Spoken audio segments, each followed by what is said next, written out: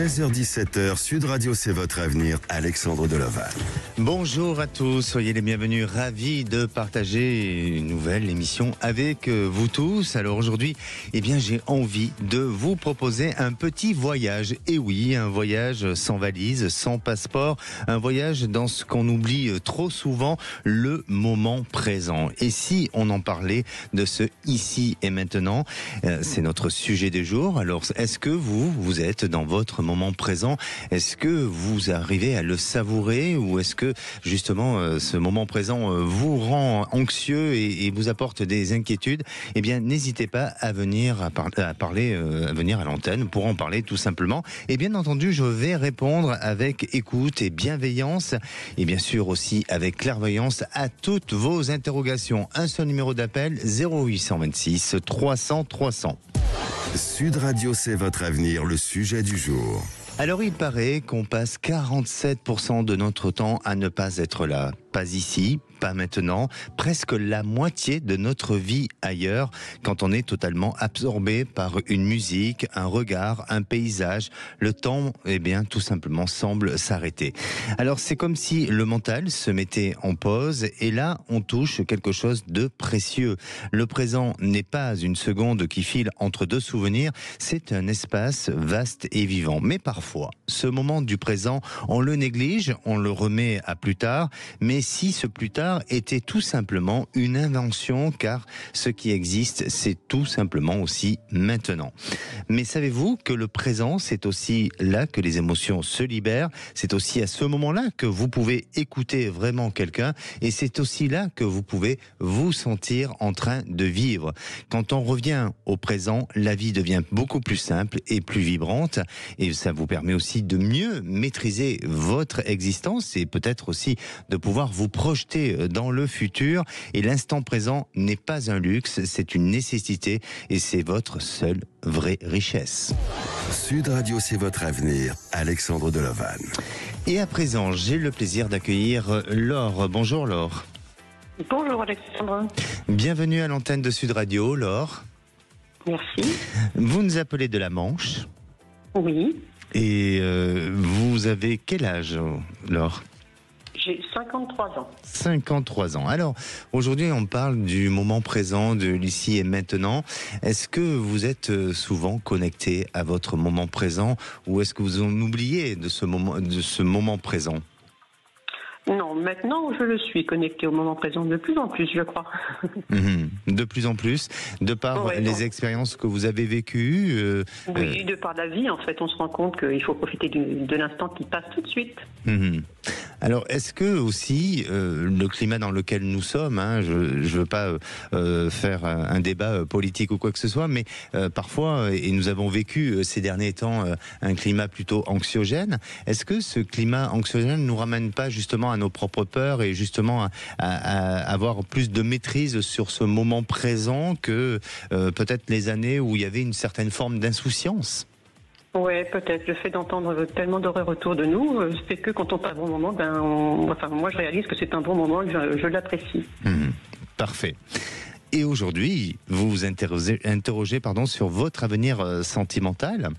Vous avez été en couple pendant 3 ans et demi, 4 ans. Mais cette relation, pour vous, a été, je ne veux pas dire futile, mais un peu banale. C'est ce que j'ai comme information. Est-ce que c'est le cas? Non, disons que ça a été une jolie histoire, mais qui s'est terminée. Donc voilà, et je suis séparée depuis 3 ans et demi, 4 ans. Oui. Et les rencontres ne sont pas faciles, je trouve. Et donc je voulais savoir si quelque chose allait arriver de ce côté-là. Est-ce que vous avez réussi à faire le deuil de cette histoire? Oui. Oui, complètement. Oui. Et pour quelle raison ça s'est arrêté réellement? Incompatibilité d'humeur au fil des ans, je dirais. D'accord. On ne voyait plus les choses de la même façon. D'accord. Et aujourd'hui, donc, vous êtes à la recherche d'une belle histoire, d'une personne avec qui vous pourriez faire votre vie, ou en tous les cas partager un quotidien. Ce quotidien, vous avez envie de le partager à deux sous le même toit, ou est-ce que vous avez envie de garder chacun son indépendance ou son autonomie? Les deux m'iraient. Les deux, vous irez. Tout dépend de C'est la prudent. personne, je pense. C'est prudent, c'est Ouais. très bien. Allez, vous allez me donner une couleur, Laure, et vous allez penser à votre avenir sentimental. Alors, vert pomme. Vert pomme. Eh bien, vous avez envie de nous croquer la vie, hein, avec le vert pomme. Oui, effectivement. Pour moi, je ressens qu'il y a chez vous un nettoyage qui s'est fait auparavant, hein, d'un point de vue émotionnel, où vous êtes dans cet état d'esprit libre de pouvoir à nouveau aimer et être aimé, et dans cette volonté aussi de pouvoir rencontrer. Donc, il y a tout un tas de... je dirais pas de démarches, mais en tous les cas d'initiatives qui peuvent se faire autour de vous pour justement vous amener à rencontrer du monde. Alors quand je dis rencontrer du monde, c'est pas forcément sur un plan affectif, mais ça peut être lié à un plan plus relationnel. Alors ça peut très bien se faire au travers de certaines activités, de certains loisirs, de certains événements qui vous amènent à participer à des soirées ou tout simplement aussi à des événements familiaux ou autres. Est-ce que vous êtes dans cet état d'esprit-là aujourd'hui, Laure? Oui, plutôt, oui. Oui.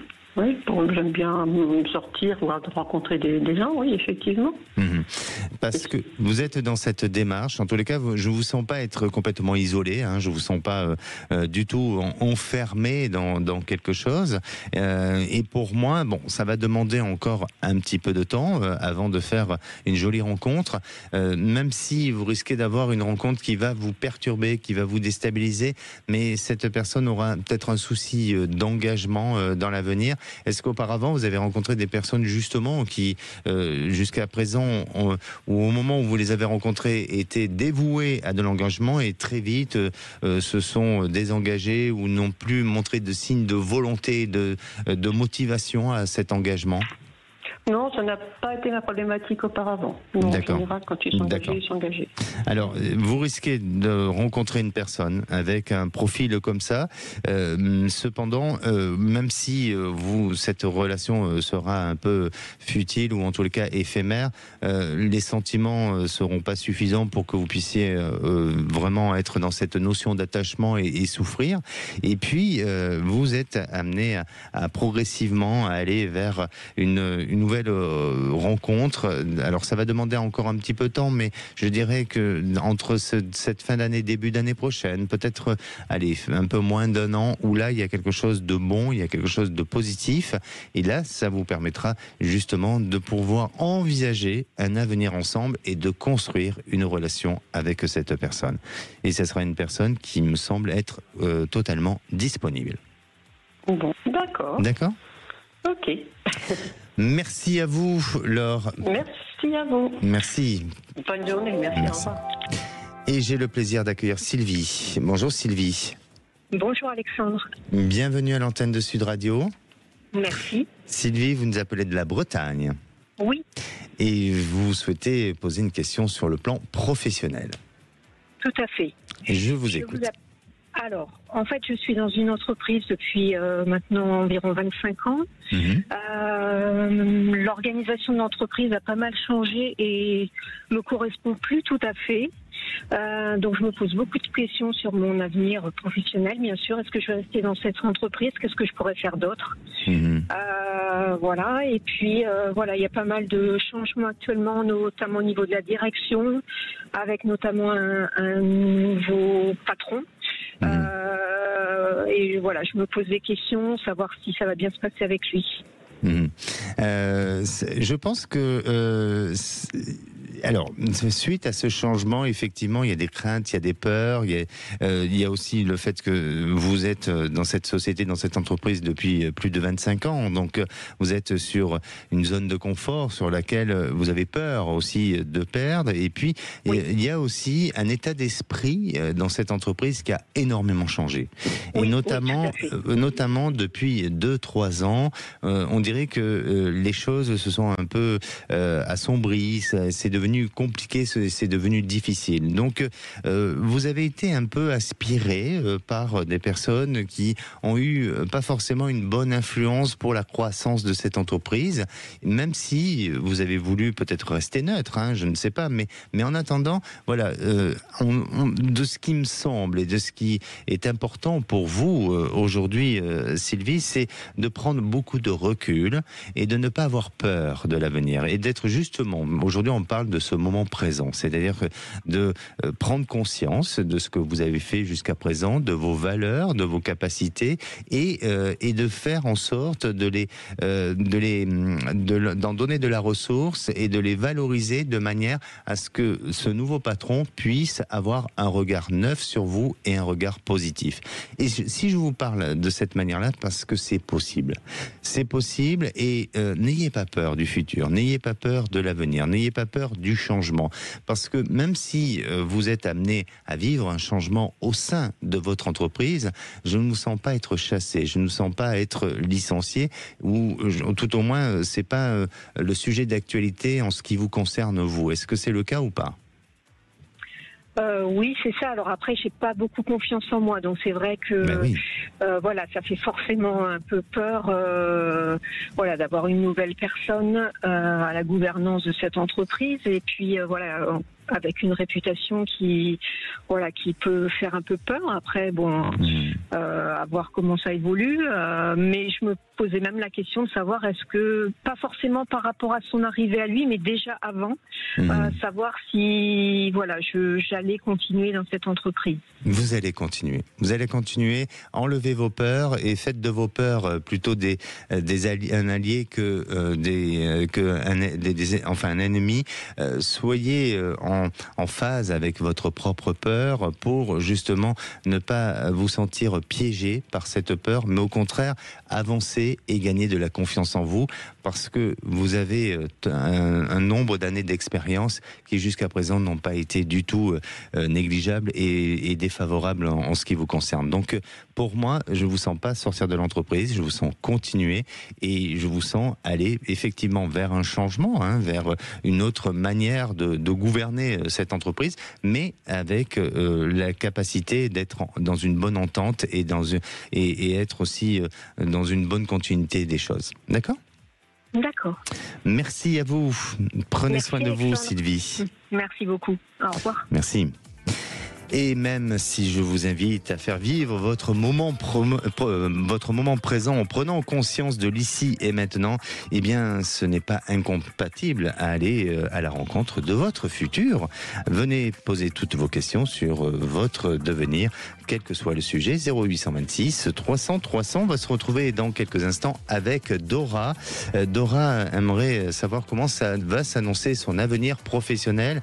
Elle travaille actuellement dans la fonction publique et elle subit du harcèlement moral. Quel est son avenir ? On en parle juste après. 16h-17h, Sud Radio, c'est votre avenir. Alexandre Deloval. Et de retour dans votre émission, c'est votre avenir. Alors vous souhaitez participer à l'émission, un seul numéro, 0826 300 300. Aujourd'hui on parle du moment présent, du ici et maintenant. Alors vous pouvez pratiquer l'instant présent à votre manière, mais je vous donne quelques suggestions simples et faciles à pratiquer au quotidien. Dans un premier temps, posez la main sur votre cœur pendant quelques secondes et ressentez votre respiration. Marchez plus lentement en sentant vos pas. C'est important d'être en connexion avec son moment présent.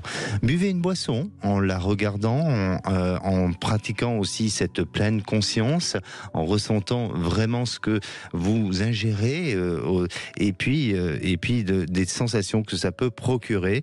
Regardez vraiment quelqu'un dans les yeux et observez aussi ses mouvements. Faites une chose à la fois, une seule, et ressentez vraiment ce qui est pour vous est important. Et à présent, j'accueille Dora. Bonjour Dora. Bonjour. Bienvenue à l'antenne de Sud Radio, Dora. Merci. Dora, est-ce que vous êtes en haut-parleur ou non. Vous avez la radio allumée derrière vous ? Ah oui, alors si vous pouviez l'éteindre, voilà, pour la qualité de son. Vous m'entendez mieux ? On vous entend très très bien. Oui. Parfait. Voilà, c'est parfait. Dora, vous nous appelez d'où ? Alors, dans l'Aude, je préciserai pas. Non, mais dans l'Aude, c'est parfait. Voilà, dans l'Aude, voilà. Mais c'est magnifique. Vous avez du beau temps ? Très beau, oui. Aujourd'hui, il fait très beau. Faut en profiter avant que les orages tombent. Hein. C'est ça. Alors, Dora, vous êtes soucieuse par rapport à votre avenir professionnel, qui n'est pas évident, puisque vous vivez du harcèlement moral de la part d'un chef de service. Racontez-nous un petit peu votre histoire. Alors, en fait, ça a été compliqué. Donc, je suis dans la fonction publique, en fait. Donc, il y a eu un changement de chef en 2023, et puis ça s'est très mal passé dès le début, en fait. Voilà, dès le début. Et donc, j'en ai déduit que c'était l'ancien chef, voilà, qui avait dressé un portrait qui n'était pas très positif me concernant, donc puisque en fait il avait déjà son idée de mon travail sans me connaître, puisque je le connaissais pas, j'avais jamais travaillé avec lui auparavant. Donc depuis c'est très compliqué et très tendu. D'accord. Est-ce que, alors justement, on tombe bien parce qu'aujourd'hui on parle du moment présent. Est-ce que justement vous arrivez à être en connexion avec ce moment présent, ou est-ce que vous êtes peut-être trop sur des expériences de votre passé qui vous ont fragilisé et que vous n'arrivez pas à faire du lâcher prise avec, et vous n'arrivez pas à avancer sur votre moment présent et puis aussi à vous projeter sur le futur, ou est-ce que vous arrivez à gérer toutes les choses et tous les événements qui ont été vécus auparavant pour mieux les gérer dans ce moment présent? Alors au début ça a été très compliqué parce que c'était la première fois que j'étais confrontée à la situation, donc j'étais pas du tout dans le moment présent. Je ressassais beaucoup et puis c'était compliqué parce que je savais pas comment réagir. Qu'est-ce qu'il fallait faire pour essayer de surmonter, hein. C'est une épreuve assez difficile quand même. Bien sûr. Et bon, après j'ai mis en place quand même des éléments pour auprès de ma hiérarchie, j'ai fait un signalement quand même auprès des supérieurs hiérarchiques pour expliquer la situation qui était compliquée avec les syndicats et tout. Donc on vous a aidé? Oui, on m'a aidé quand même. Hein. D'accord. Oui, on m'a aidé. D'accord. Voilà, on m'a aidé, sauf qu'après, d'après ce que j'ai compris, je suis pas la première à le subir vis-à-vis de ce chef. Et en fait, il n'a jamais été sanctionné, si vous voulez. Les seules choses, c'est qu'on a déplacé les agents de temps. Quel genre de harcèlement moral vous subissez? Ça va être des remarques culpabilisantes sur le rendu du travail, sur la qualité de mon travail, sur le fait que je n'ai pas le bagage pour être dans le service où je suis, des choses comme ça en fait, des remarques dénigrantes sur la qualité de mon travail, sur le fait que je n'ai pas les capacités à être à ce poste. Voilà. D'accord. Alors, juste une question. Est-ce que ce chef de service a évolué au fil des années, et est-ce qu'il a eu un parcours sur lequel il a été peut-être aidé, appuyé, ou est-ce qu'il y a une influence qui lui a été favorable à un moment donné pour en arriver là où il est aujourd'hui? Alors, non, c'était un concours, donc il l'a eu assez rapidement, mais après, visiblement, il a été empêché d'aller au-delà, d'après ce que j'ai entendu. Voilà. D'accord, d'accord. Parce que pour moi, je vous parle de ça parce que je sens une frustration. Je sens une frustration, et aujourd'hui, bon, il a peut-être pas l'art et la manière de parler, de manager aussi, et il lui manque peut-être une formation à ce niveau-là. Donc il a peut-être des compétences, attention, je ne porte pas de jugement, il a peut-être d'autres compétences, mais c'est vrai que le rapport à l'humain, eh bien, ce n'est pas quelque chose pour lui de favorable, et il suffit que, bien, il y ait eu chez lui une contrariété ou une réponse de votre part qui ne lui a pas plu pour qu'il surenchère par des attitudes et par des comportements verbaux, et voilà. Donc pour moi, c'est bizarre, mais alors donnez-moi une couleur s'il vous plaît.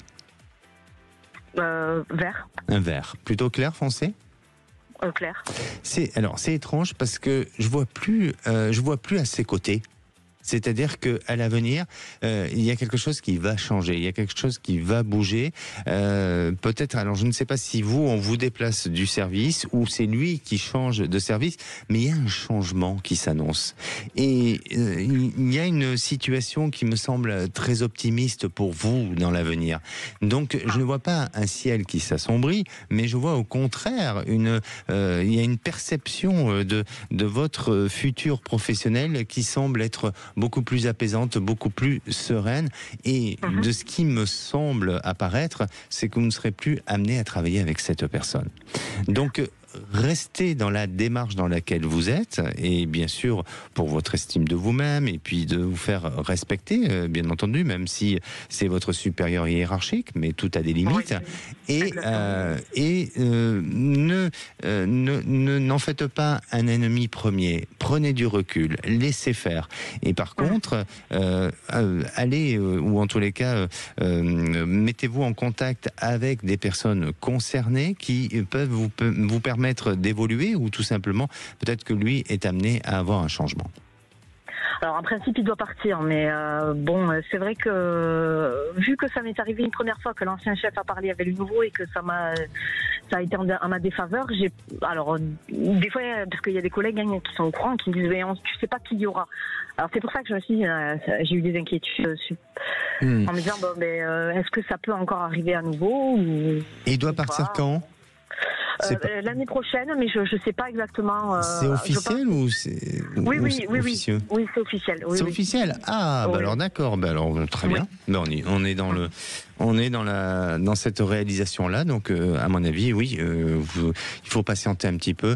Je ne vois pas plus de complications, plus de difficultés. Prenez un peu sur vous, soyez dans ce moment présent, savourez, essayez de reprendre contact avec votre respiration, même si par moments c'est difficile, et je comprends que ça peut être dur d'aller travailler avec la boule au ventre, mais en attendant, pour moi, vous serez amené à avoir une nouvelle réalisation avec plus de sérénité et plus d'apaisement. D'accord. Merci à vous, Dora, et puis n'hésitez pas à nous tenir au courant. Merci. Merci.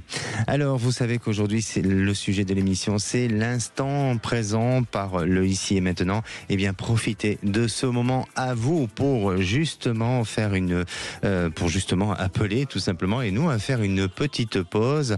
Alors, si vous avez besoin d'avoir des réponses à vos questions, quel que soit le sujet, le domaine sentimental, professionnel ou bien sûr d'autres sujets, n'hésitez pas à appeler l'antenne 0826 300 300. On se retrouve dans quelques instants avec Sylvie.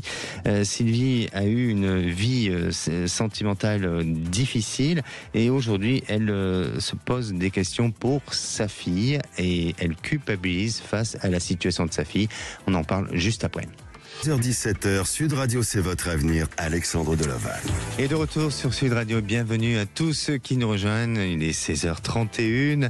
Alors si vous avez envie de poser des questions sur votre futur, eh bien un numéro d'appel 0826 300 300, Zach au standard est là pour répondre à tous vos appels. Et si vous vous autorisez à ne rien faire aussi, ça tombe bien, on tombe dans un long week-end bientôt, eh bien n'hésitez pas, même 30 secondes pour vivre cet instant présent, vivre l'ici et maintenant.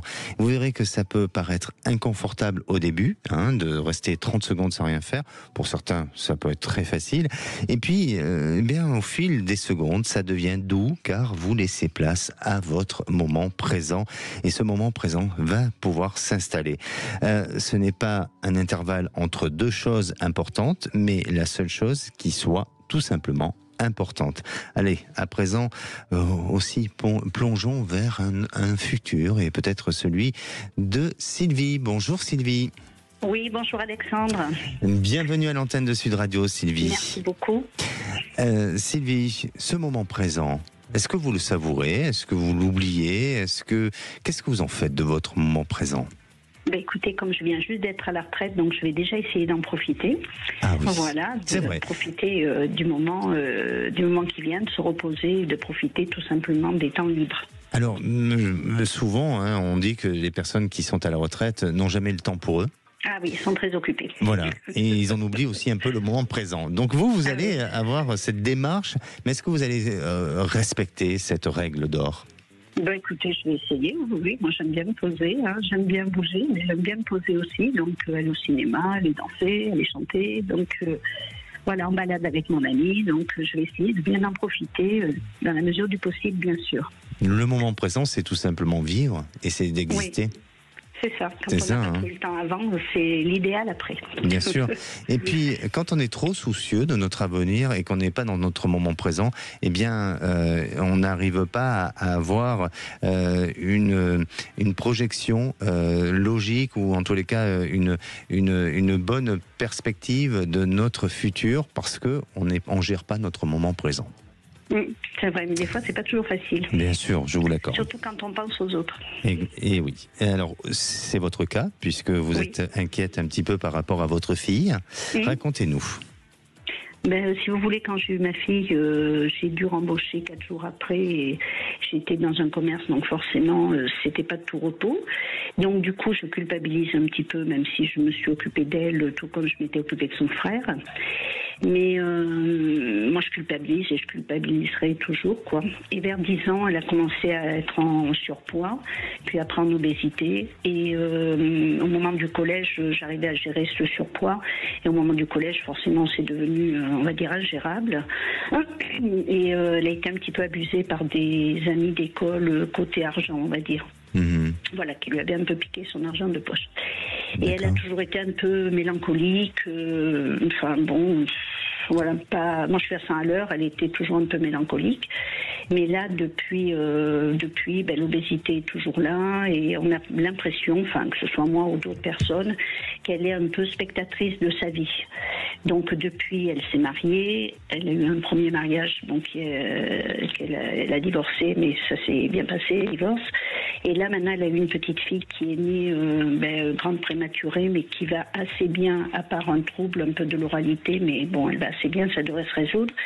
Mais ma fille, on la sent très impliquée pour la petite, par contre, son mari aussi, mais par contre, comme si elle était à côté de sa vie, quoi. Enfin, je sais pas quoi vous dire. Voilà, moi je me sens coupable, elle me dit que non, que je n'y suis pour rien.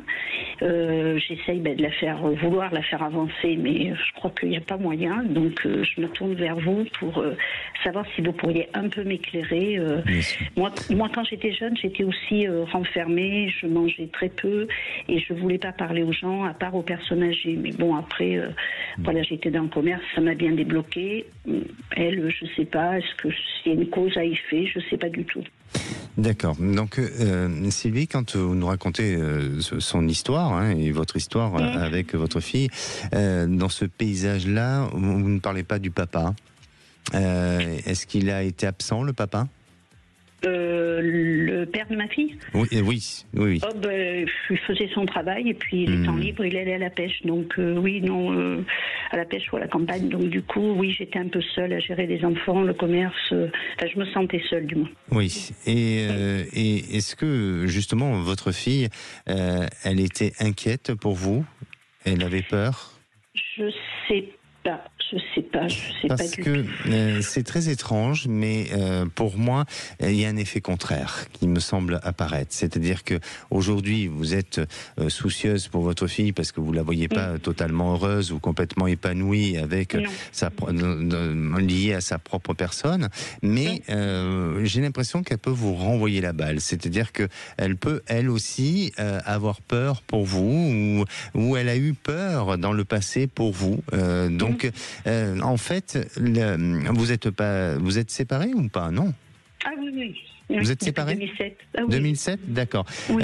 Et je pense que dans cette relation familiale que vous avez construite avec son papa, eh bien justement, le fait que cette relation n'était pas suffisamment soudée ou complice avec avec son père, eh bien je pense que ça l'a pas fragilisée, mais en attendant, ça a créé chez elle une incertitude, une peur. Et alors est-ce que, attention, je dis pas ça pour du tout vous faire culpabiliser, utiliser, et je ne suis pas le psy, hein, bien entendu, hein, mais le fait qu'elle se venge sur la nourriture, c'était peut-être pour elle une carapace pour se protéger, vous voyez, et pour éviter de se sentir trop abandonnée, et il y avait, même si elle-même s'abandonnait au travers de la nourriture.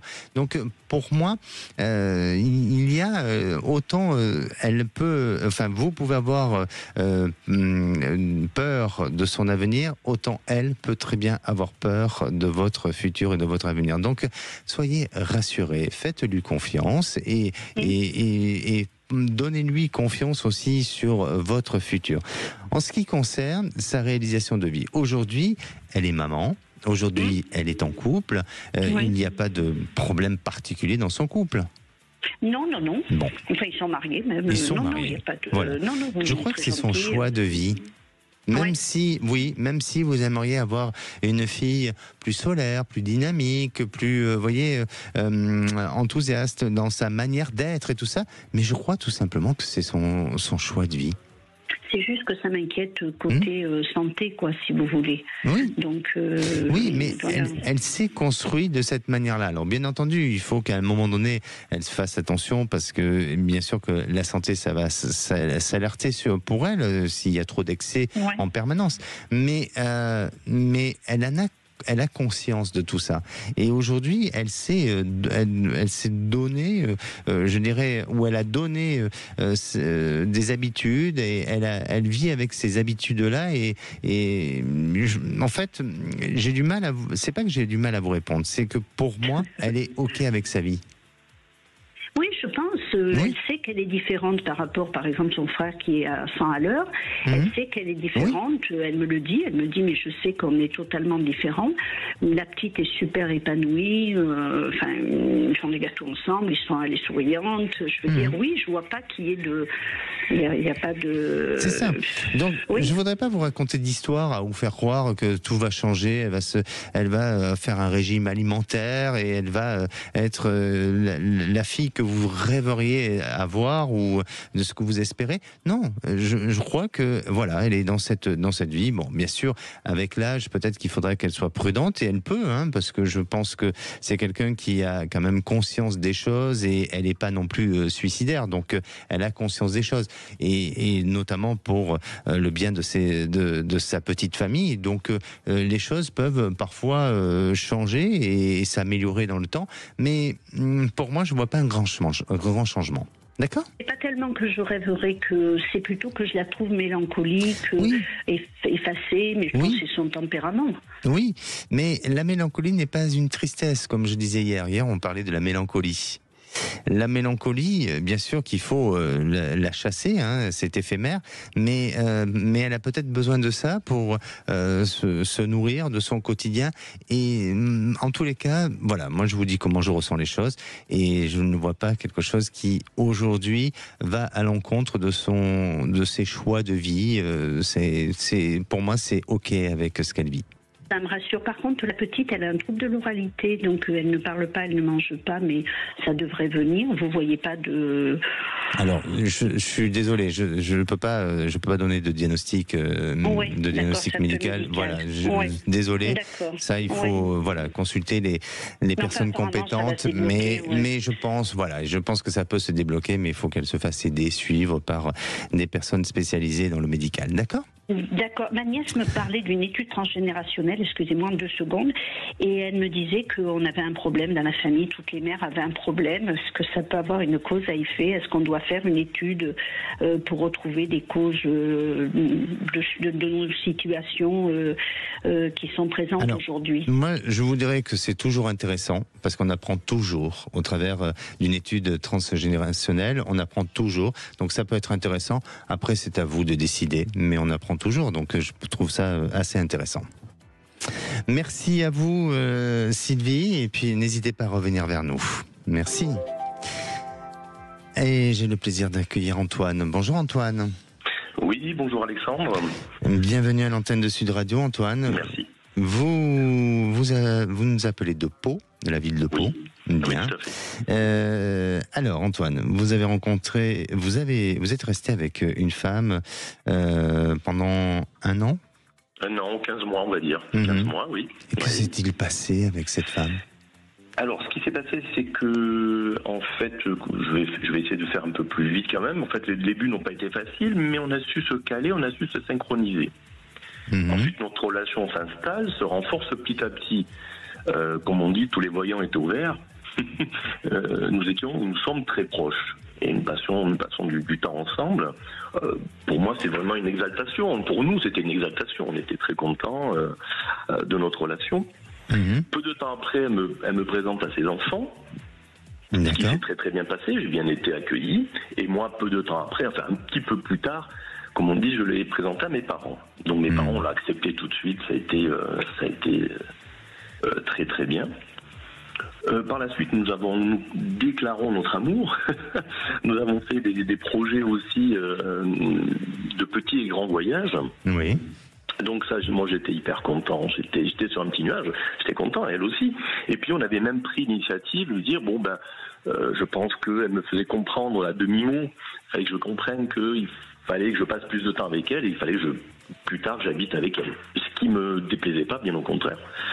C'était mon but aussi, c'était notre but. Oui. Jusque-là, très bien. Mi-avril de cette année, je reçois une mauvaise nouvelle familiale qui m'a déséquilibré un petit peu, ça m'a fait perdre mon élan et là-dessus aussi quelques tensions au travail. Bon, ça n'a pas été facile pour moi. Donc je lui ai demandé de ne pas me contacter pendant 7-8 jours parce que je n'allais pas être de bonne composition, je n'allais pas être de bonne compagnie. Bon. Quelques textos plus tard, elle m'envoie quelques textos, et dans la semaine, et c'est vrai que j'étais un petit peu froid dans mes textos, dans mes retours, mais parce que je n'avais pas la tête. Et alors je pense que là j'étais très maladroit parce que les textos froids, etc. Mais c'était le texto froid, c'était pas un texto très méchant, pas du tout. Le temps passe, pareil, elle m'invite chez elle, et là je trouve un accueil très distant, peu chaleureux. D'accord. Alors, pardonnez-moi, excusez-moi, Antoine, parce qu'on est un peu pris par le temps. Oui, et aujourd'hui, la relation, elle s'est arrêtée. Elle s'est complètement effilochée, elle s'est arrêtée, et j'ai pu avoir un moment furtif avec elle, et elle me fait comprendre qu'elle a de la tendresse. Oui. Mais elle me dit, je vais tourner la page. Alors je lui ai posé la question sur ses réels sentiments. C'était un amour de façade, c'était illusoire. Et là, elle s'est mise en colère. Elle est partie rapidement en prétextant qu'elle n'a plus le temps. Voilà. Alors, quelle est votre question aujourd'hui ? Moi, j'aimerais bien... Alors, moi, ma question, en fait, c'était... après, je comprends. Je veux dire, on peut se parler franchement. C'est un avenir ? Oui, sur l'avenir, parce que effectivement, j'ai toujours des sentiments pour cette femme. Et j'ai des doutes. Je sais pas. Je sais plus comment faire. Je suis dans une grande tristesse. Voilà. Antoine, je pense qu'elle vous a tout dit. Et vous n'avez peut-être pas voulu entendre ou accueillir son information, vous voyez. Je pense qu'elle a pas osé vous faire mal, donc elle a agi, certaines personnes pourraient penser qu'elle n'a pas agi honnêtement, mais elle a agi en douceur, elle a peut-être profité d'une situation extérieure, et notamment par rapport à vos événements familiaux, pour utiliser ça, et puis elle, pour se désengager de cette histoire. Mais je crois qu'elle n'a pas suffisamment ce feeling avec vous, dans l'intimité, je parle, pour pouvoir continuer. Donc vous êtes resté sur un espoir, sur la capacité de se dire peut-être qu'il faut patienter, il faut persévérer. Mais je ne vois pas de grande réalisation avec cette personne. Et je crois je crois que tout simplement, attention qu'à un moment donné, il n'y ait pas un jeu de manipulation entre vous, où je reviens, je repars, mais je ne sais pas, et tout ça. Donc soyez prudents, et moi, je ne veux pas vous dire ce que vous avez à faire et vous dicter votre vie, mais tout simplement prendre du recul serait nécessaire et vous donner la possibilité de vivre autre chose, parce que je ne vois pas un futur avec cette personne. Ah oui, d'accord. Donc parce que moi je lui dis qu'elle était capable de me désaimer en un mois. Et là, elle était mise en colère. Mais oui, parce que je pense qu'elle a des sentiments, elle a un attachement pour vous, mais un sentiment d'amour comme vous avez envie de donner et de partager, il est sûrement différent du sien, et donc voilà, tout simplement. Merci à vous, Antoine. Et ne désespérez pas. D'accord. Bon, mais écoutez, on va positiver. Exactement, merci. Bon, Prenez soin de vous. Merci. Allez, encore quelques minutes pour faire vivre ce moment présent et avoir des réponses avec peut-être des conseils aussi, comme j'ai pu donner à Antoine et aux précédents auditrices.